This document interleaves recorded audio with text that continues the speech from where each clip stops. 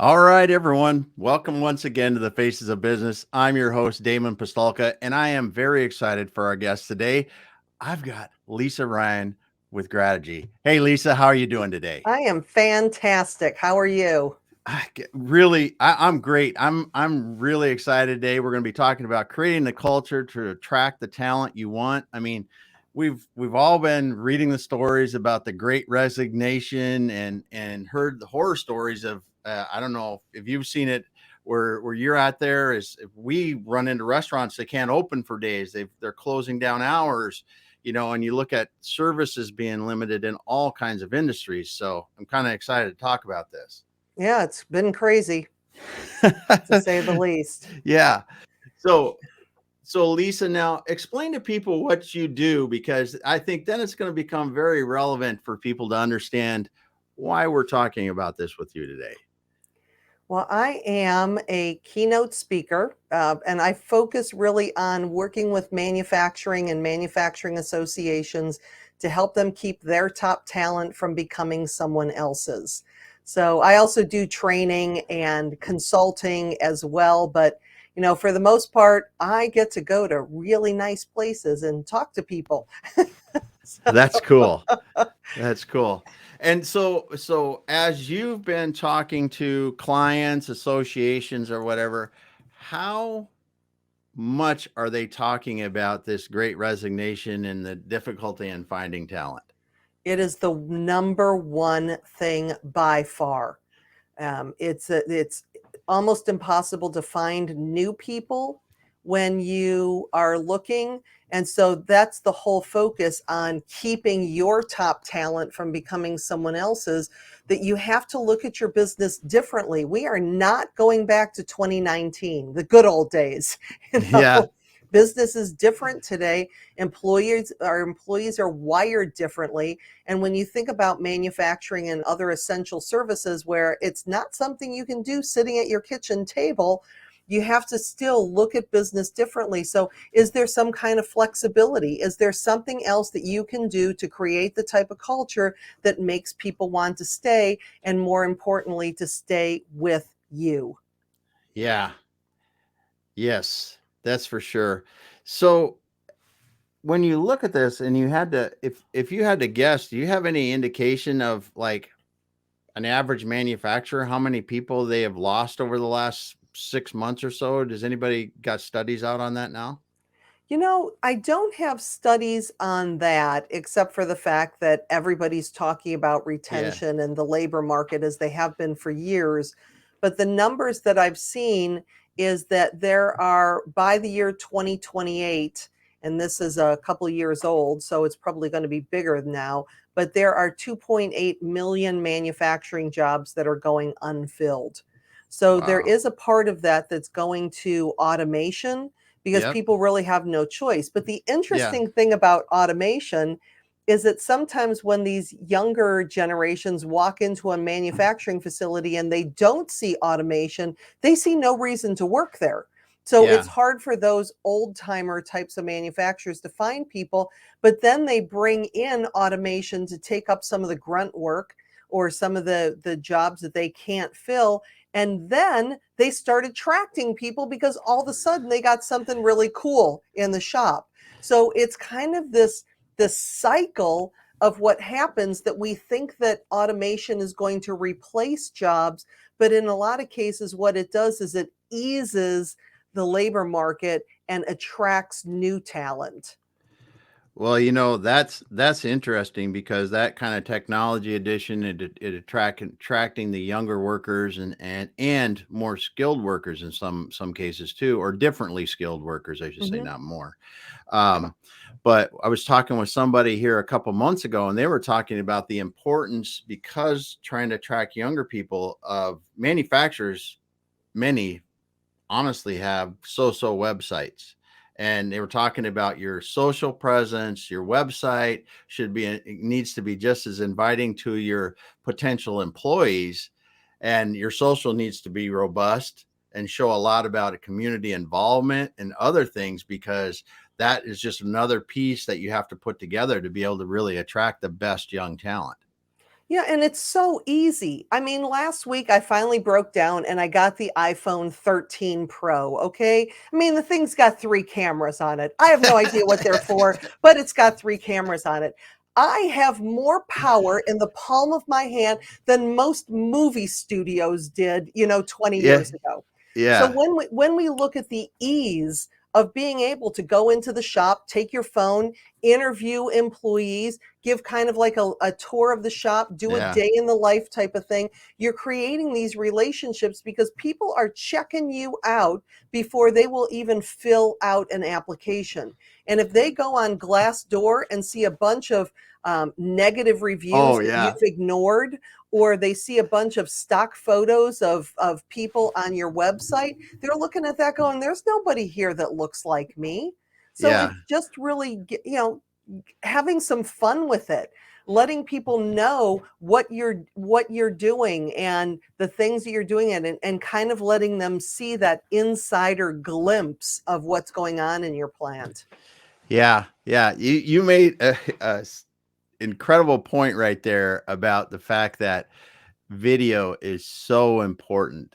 I am constantly amazed. We've got a recent college graduate in our house here working, and the amount of time that younger people spend watching video on a YouTube channel Mm-hmm. or in general is incredible. And those Yeah. videos, you're absolutely right.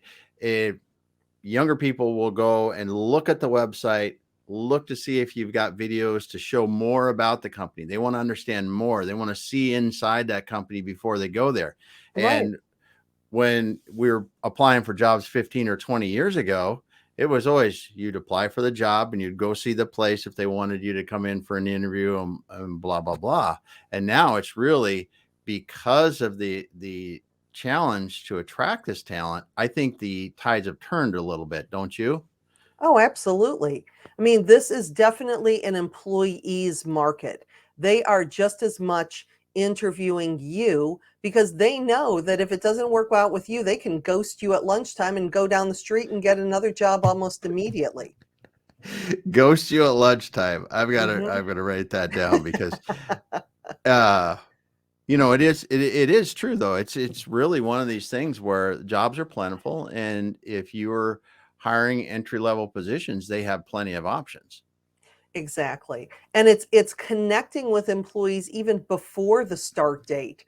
From the time they fill out the application and you're starting to just, if this is the person you're going to hire and say that they have a start date in 2 weeks, you should be constantly in contact. We are so excited about you coming on board. Maybe send them a little welcome video, maybe send them the packet of information that they can fill out before they start on day 1, because otherwise, if they are sitting in the basement filling out paperwork their first day and nobody's talking to them and nobody knew that they were going to show up, they're thinking in their mind, did I make the right decision? And if Yeah. they're not connecting right off the bat, you have somebody, you assign them a lunch buddy on day 1. You take care of them. If you can make their first day memorable, but everything leading up to that first day a good experience for them at T minus 14 before they even start, then that is also going to help quite a bit in your retention.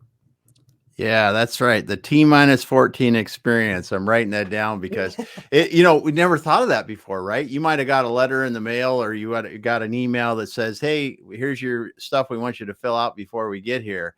But you're right. And I think back to watching my son get a job here recently, and he interviewed, and the other thing that happens too is if you interview, they want yes or no like that, Mhm. because they're interviewing with other people and they want to move right on if you don't get an answer yes or no right there.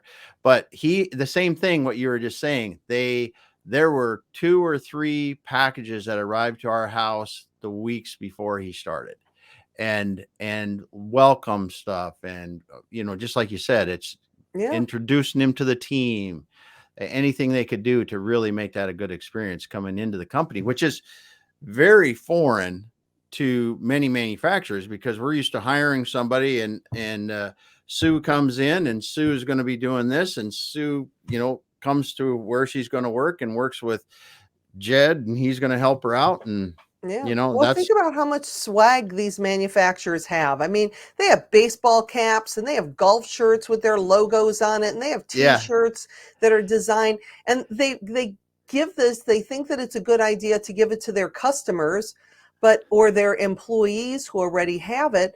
But if you send a welcome basket with a swag bag with company swag from day one, yeah, and also giving them options throughout their tenure with your company to, maybe pick out something for their spouse or for their kids or something like that. Because if yeah. they want your swag, it's because they enjoy working there and they want to spread the word. Then they're proud of sharing you with their family. That is a great thing. I mean, if you were running a company, you should just have a bunch of swag around just to see who wants some. Hmm. Yeah, exactly. Because Just you're think right, they're about it. not going to wear it if they're not proud of wearing it. No. And if it's nice stuff and those guys are out at the bar on a Friday night and they're like, Yeah, "Well, dude, nice shirt. Where'd you get that?" "Got it from my employer." My yeah, employer never gave me nothing. yeah. So it's just, it That's becomes a point of great. conversation. You're right. I never thought that about that, but you're right about the Friday night and the idea about people want to wear if they like to work there because they wouldn't Yep. ask if they didn't. And it's an easy way for you to understand. But it's how many times have you walked into places where the customers always get it and the employees don't, and Yeah. that's wrong. That's Well, and wrong. something that just popped in my mind too is, I mean, when I was in the welding industry, believe me, I had tons of swag from that company. I was always wearing my shirts and everything. And when I left the organization, all of that went to Goodwill. I Yeah. didn't have the connection with the company anymore. So, like I said, it's you have relationships with your customers, you have relationships, but it's your people where it's going to have the biggest impact. Yes. Yes. Oh, it's so simple too. Something as simple as swag and sending out a hat or a shirt beforehand and in that T minus 14 time frame and Yeah, get I them. had one. I was speaking at an event a couple weeks ago, and there was a woman in the audience that shared the best idea. During the interview and offer process, she was sitting there and she was talking to a gentleman, and she found out his wife's favorite restaurant. And she was just taking notes. It was in conversation, just taking notes on everything. Well, when he accepted the offer, they actually sent the offer letter in the mail along with a gift certificate to his wife's favorite restaurant, thanking Wow. her for being an instrumental part in helping him to make the decision to come on board. Do you think that wife is ever going to let her husband quit that job? No. That's an awesome that's an awesome thing. And I mean, this is the kind of stuff that employers, because listen, it's 100 whatever dollars you're going to spend on that is nothing anymore in the terms of what it costs to hire good people. Exactly, exactly. You have about $6,500 invested in that person before they ever walk in the door. If you add up all the numbers, the Wow. time you spent, the manpower, the hours, everything that goes along with that, the training, the onboarding, yeah, you have about 6,500 bucks. So if you are Yeah. not making that immediate connection and that person leaves in a week or a day, all of that money just walked out the door. Wow. That's awesome because it's one of these things that we've we've just not really looked at it that much because you've been able to hire employees. Sometimes it's a little harder, sometimes it's a little easier, but um, I don't know. Can you remember a time that it's been this hard to hire employees? Yeah, you know what? No. I just, and it's everywhere you go. I mean, manufacturing has been walloped, and that is actually a much longer term conversation because we have to go to the guidance counselors who at high schools whose sole job is Yeah, to help the kids pick out their 4-year college. We have to talk to the parents to let them know that, you know what, your kid's a welder. He's going to come out of trade of tech school with no college debt and probably yeah, making 50 to $300 an hour, yeah, versus flipping burgers with his liberal arts degree at Burger King. yeah. So And it's having those conversations, but looking at manufacturing and the trades is not a less than choice. but it's a real choice with a great potential, great benefits, all of these things of just changing that conversation. But it's hitting, like you said, with restaurants. How many times are you going to a restaurant now and there's a 45-minute wait and you're looking around and half the tables are empty? Or Yes. like you said at the beginning, they're closing restaurants for days or weekends. We tried to get a pizza. My husband and I tried to get a pizza on a Saturday night at our favorite little place down the street, and they were closed due to a staffing shortage. So Yeah. this is literally hitting everyone, which is why this whole retention issue is so important. Yes, it's important for manufacturing, but it's important for every single business because people are looking to connect. They're looking to feel valued, to feel appreciated. My husband was part of the Great Resignation, and he was with a company that he was at for 13 years as a cost accounting manager for a manufacturing company. And in the 8 months that he was furloughed, he looked at several opportunities but couldn't find anything. A whole bunch of age discrimination going on at that point. But even when he got called back, it wasn't the same for him, and he realized how nice it was to just relax and have a good time and be happy. And the company, he realized they never said thank you. They never caught him in the act of doing things well. Nothing he ever did was good enough. They never recognized him. He made great money and he got a really nice bonus at the end of the year, and that's what they thought would keep him. But when another job came up, because he still kept his options open on LinkedIn and still had people reaching out to him, well, the day before his 60th birthday, one of those places reached out to him, made him an offer, and I've never seen him so happy. I mean, it's so, you have the saying, happy life, happy wife, happy life. I will tell you what, happy husband, happy life. Yeah. Yeah. But Well, it's a whole great reassessment. Scott is thinking that, hey, do I really want to end my career with this company? And the answer was no. it's so funny. I just had the same similar conversation with a friend of mine last night. He's at the option. He's got a couple good options in front of him, and this is the exact thing he's thinking. He's like, where do I really want to be? Yeah. He said I can be in company A. That's it's a larger family entity, and it's got more of that feel around it, and they have some really great products.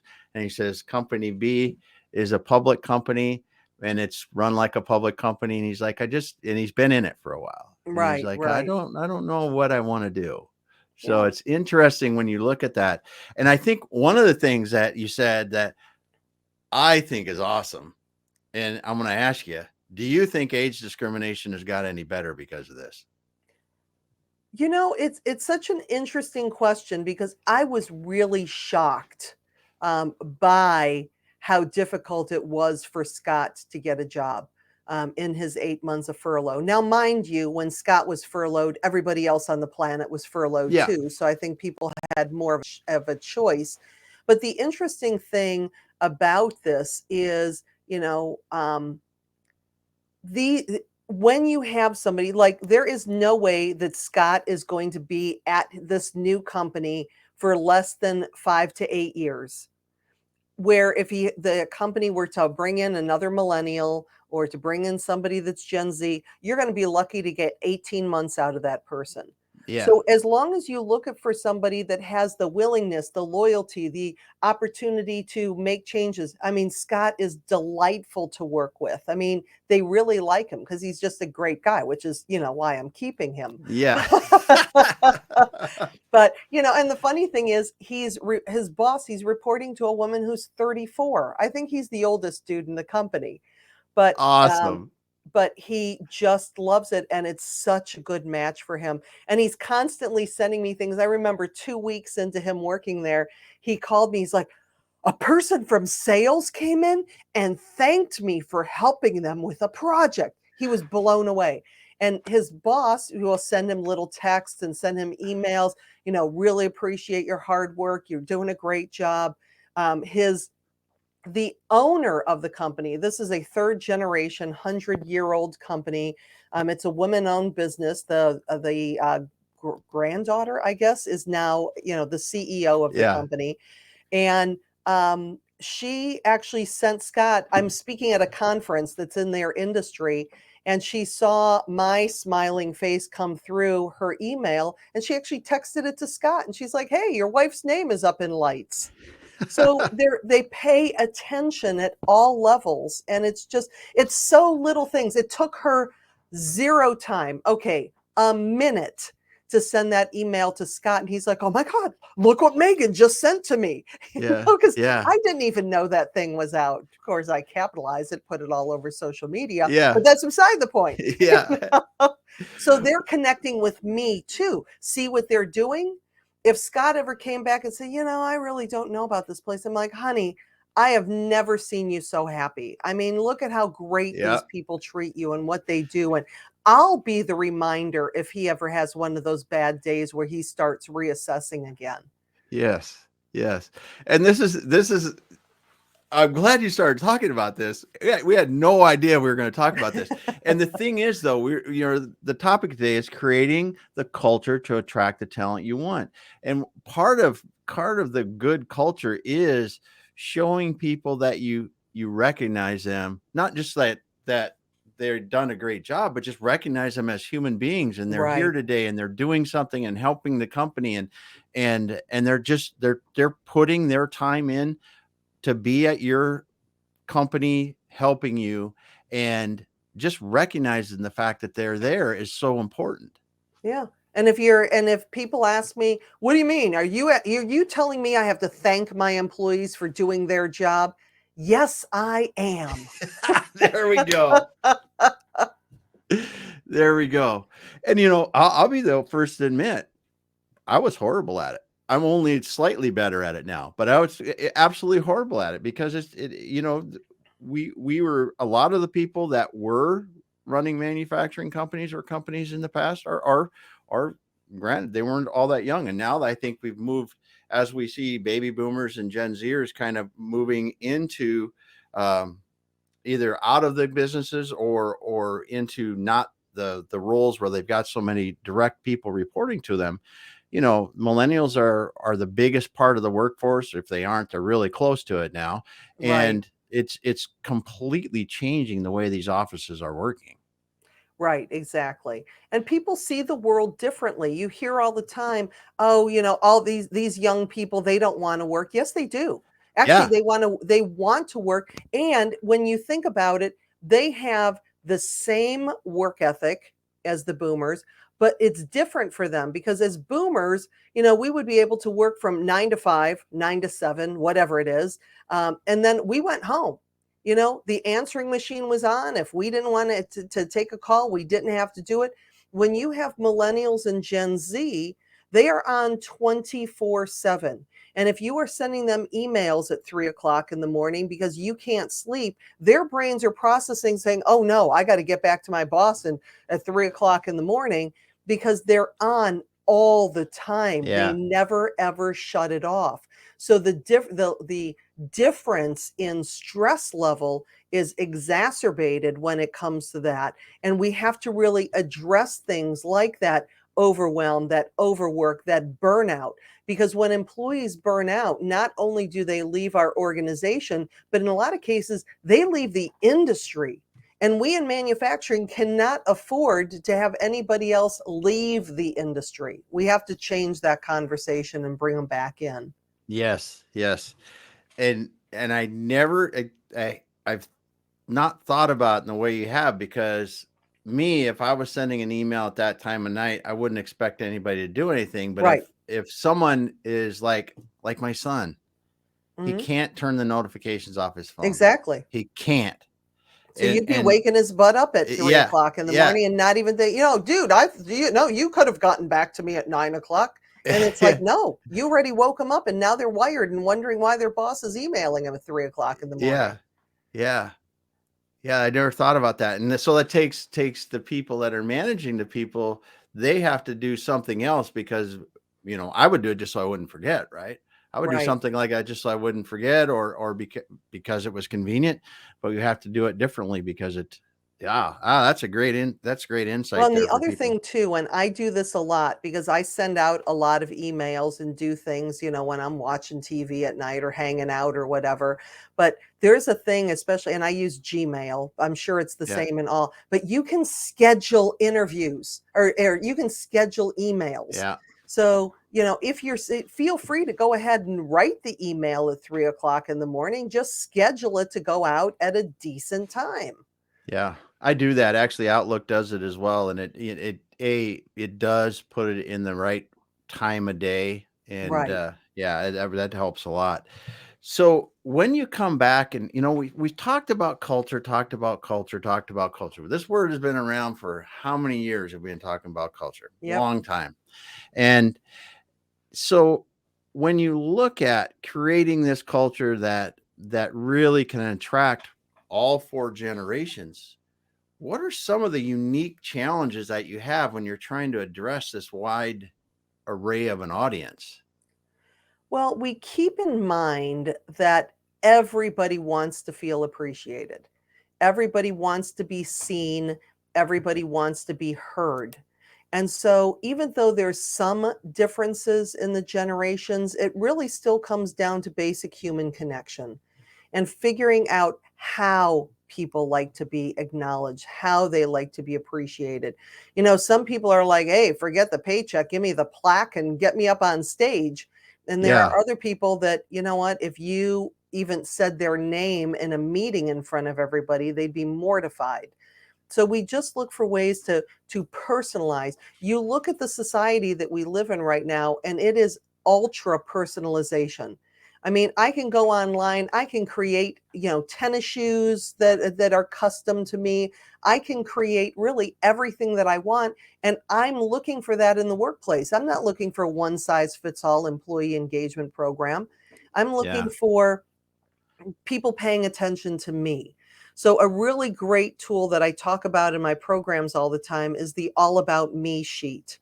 And you're simply coming up with questions. What's your favorite candy bar? What's your favorite gift card? What's your favorite hobby? What's your favorite sports team? Favorite restaurant?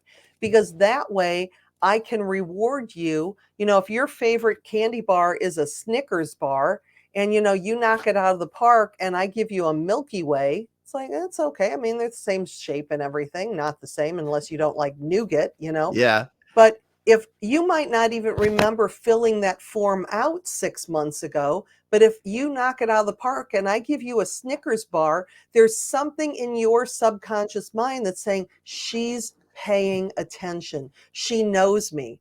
Because otherwise, if you go to your local coffee club, and you get $10 gift cards to just dole out to catch people doing things right, you know, half the people aren't going to drink coffee or they don't like that brand.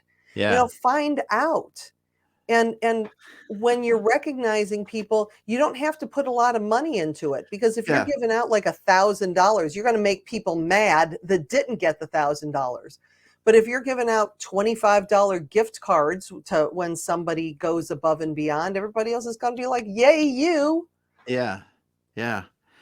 That is awesome. The all about me sheet. Man, you could ask 10 questions Yep.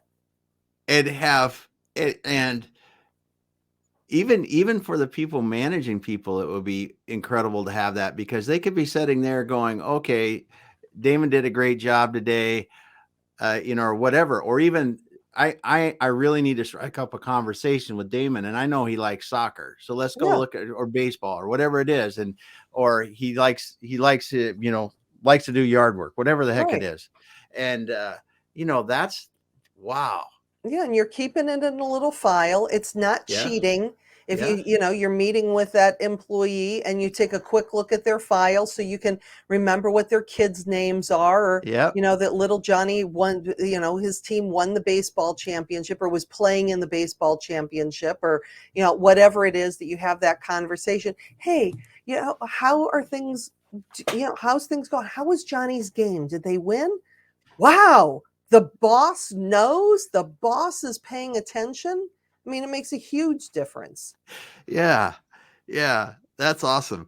And this is really good stuff, because these are good fundamental things that you can do to create the culture that attracts people that you want. Right. It as you said before, they want to be appreciated, seen, and heard, and it's the simple human to human connection that we're trying to build that then builds the right culture uh, in your company. Right. Well, and when you look at the different generations in the workplace, there are some differences. When we look at millennials, and of course, there's all kinds of things that we make fun of them being the trophy generation and at Yeah. participant ribbons and everybody gets a prize. But the thing that happened with that is that they've been getting feedback their entire lives. They've been being told that they're doing well, that they can do anything they want to do. They've been getting that affirmation and they expect it when they come into the workplace. They also expect access, because you think millennial Gen Z, when I was growing up, my parents would be like, hey, we're going on vacation to Florida. I had no choice in the matter, get in the Yeah. car. And now it's like, oh, Johnny, it's your turn to pick where the family vacation will be this year. So they have had access to leadership since they were little kids. So when you have that brand new employee, he's been with your company for 3 hours and he marches into the president's office or she marches into the VP's office and expects a sit down so that that VP can listen to everything that she sees that needs to Yep. change with the company. You know what? Suck it up and listen. you know, it's an expectation. Business is different. Yeah. Yeah. That's great way to say that. That's so good. That's so good. So when we, because I'm thinking about creating culture again, I'm thinking about the Mhm. topic of creating culture and thinking about that stuff. You know, the fundamentals haven't changed, and you got to treat people right, and those kind of things. And you mentioned that a lot. Um, it seems to me more as we're talking about this and the examples you're giving, it really is about the personalization and understanding who they are as people, letting them have a voice, including them more in what's going on. And then you have a workplace that's very similar as productivity and other things like that to any time in the past. Right. Well, in my acronym thanks, my thanks process that I cover in my one book and a lot of my programs is, and it's basically the right thing and the right order, almost the right order. But if you look at the acronym thanks, the T, building trust. You can't pick something that's one and done. You try it, it doesn't work. You have to make a commitment, because otherwise employees are going to be like, oh no, what kind of program are they going Yep. to put us through? The H is to help employees to be better tomorrow than they are today. How are you investing in your people? When you do little things to help them to be better tomorrow than they are today, whether you're helping them, providing resources, sending them to training, sending them to trade shows, those little investments that you're making is cementing their loyalty to you. The A, and we've talked about this, acknowledge, applaud, appreciate, catch your people in the act of doing things well. The N, navigating work-life integration. And I think in the last 2 years, we've really seen that as we're struggling with kids and aging parents and a pandemic. And are we working? Are we essential? Can we work from home? The companies that they've had employees that have successfully worked from home from 2 years, and now they're like, you are coming back to the office full time, 5 days a week. It's like the employees are saying, no, I'm not. Yeah. The K, get to know your people. That goes back to the all about me sheet. What do they like? And the S is to serve a greater mission.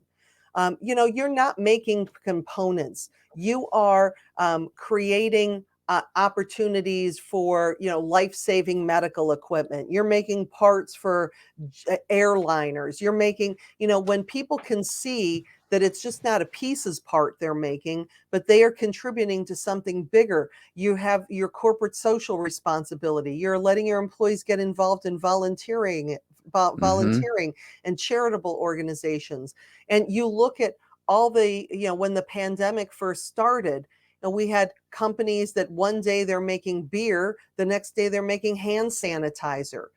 How special did those employees feel because they saw their employees was able to turn on a dime and contribute to something that was helping society. So Yeah. when we look at that trust, help, applaud, navigate, know, and serve, those are all the things that you need to do to really engage that culture and look at the things that you can change and pick one thing that you start with. You start there, you commit to it to the long term, and then you move on to the next thing that you want to incorporate.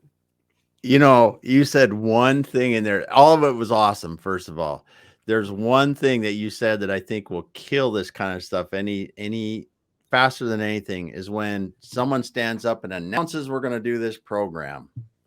Because I think that just kills it right there. It does. Because so many people have come from it. And I like your approach with the thanks and going through that. And I think it's almost better just to, if you just met with your your higher level managers or the right level of people and say, listen, we're not calling this anything, but we're treating people right.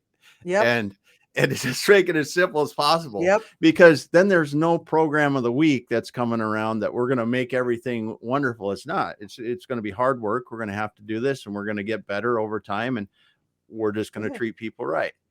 Well, and I also talk about people starting with the apology approach because it's beautiful. It's saying, I might say, Damon, I have not been letting you know how much I appreciate you and the hard work you do around here. And I am going to make more of a concentrated effort to do that. Because otherwise, if I have never thanked you in your career and one day I say, thanks, Damon, you are just awesome. You are knocking it out of the park. You are like, oh no, what does she want? She has never thanked me before in my life. Yeah. But if I come in with that apology approach and you know that from a human connection level, I'm looking to do things better, you can also hold me accountable. Hey, I thought you were going to keep recognizing me. Was that just, a one and done type of thing? Well, I tried it once, Damon, you didn't, and you didn't say you're welcome. So I was just done with you. Yeah, no, that doesn't work. Those are great examples. Great examples, Lisa. It's just it's great to be able to cover this with you. And now you mentioned this before, and we didn't talk about it beforehand. You got a new book coming out. Yeah, I do. It's called Thank You Very Much: Gratitude Strategies to Create a Company Culture That Rocks. Yeah. And in it, I have lots of ideas. I've interviewed people to put together case studies as far as what they did in their company culture. There's just a lot of, and I put it in action ideas in 3 different levels. From an individual standpoint, because we all play a role in company culture, but we also play a role in taking care of ourselves. If we're not taking care of ourselves, we can't take care of anybody else. Then there's ideas for management, because a lot of times your company culture is dependent on what goes on with your management team. But the third level is the organization. And these are those big picture things like that you're not going to do overnight, that's going to take a while to absorb into the root of the company culture. But looking at it from those 3 ways, that way, no matter where you are or what level you're at in the organization, there are going to be tips and tools that you can use in this book. So I'm super excited. I just got the cover design back yesterday. Oh, man. And let's see if I can bring it up. So for those of you who are actually watching the program, there you go. Thank you very much. Awesome. Mm-hmm. That's going to be great. So when do you think that's going to be out? It is going to be out in April. Okay. Yep, definitely in April. Yep. Got it.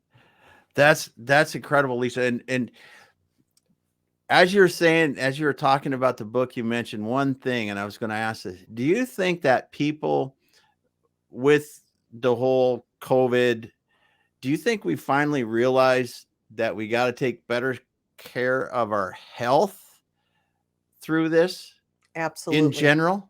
Yeah, absolutely. And there's studies that back that up. When we choose positive emotions over negative emotions, it improves our immune system, it improves our heart, it lessens our stress. There's so many things that go along with that. We can sleep better at night, and we all know how important sleep is for us. Yeah. So there's something, and we've lost so many people to COVID. Yeah. And, and a lot of them, yes, there was that level of people who were immunocompromised, but it's also we have this different level of paying attention to ourselves and knowing how, number one, how valuable taking care of ourselves is, but also from a personal standpoint, you really don't know when the last conversation you have with somebody will be your last conversation. So treating people with respect, ending those conversations with thank you or I love you or finding Mm-hmm. something good. Because think about how many times, that last fight or that argument, and then something happens to that person and that's the last thing that was ever said. Yeah. So I think we have a new realization, because I remember, and I was just mentioning this at a program I did this week. Remember back in when the pandemic first started, we were all saying, "Well, I don't know anybody who has it," you know.